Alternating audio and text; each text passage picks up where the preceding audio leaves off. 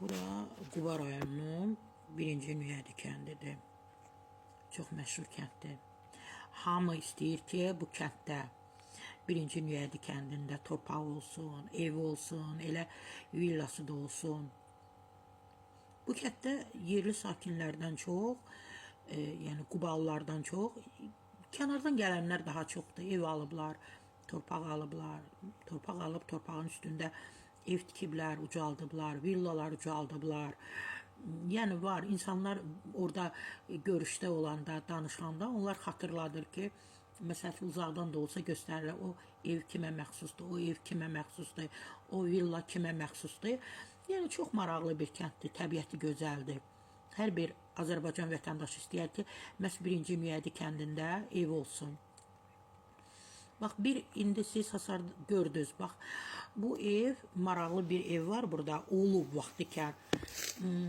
İndi artıq sökülü bu ev, yerində taxta, şalban, köhnə qapı, pəncərələr qalıbdır, qoyublar həyətin bir tərəfinə, yığıblar bunu. Və deyirlər ki, bu ev, vaxtikən olub burada ev 3 aya yaxındır ki, sökülüb artıq. O yüzden birdən-birə təcili o ev sökülüb, materiallar düzülüb yerə. Amma bu ev uzun illərdir, bəlkə də 20 ilə yaxındır ki, ikinci şən Mahir Abdullayeva məxsus olduğunu deyirlər.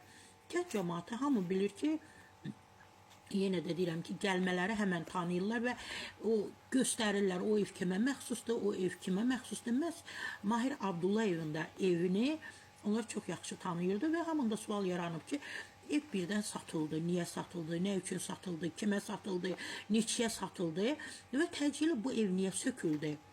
Bax, maraqlıdır ki, hamında bir sual yaranıb. Çünki Mahir Abdullayev özü yoxdur. İnsanlar düşünür ki, bəlkə o alqı-satqıda onun həyat yoldaşı, oğlu, qızı iştirak edib.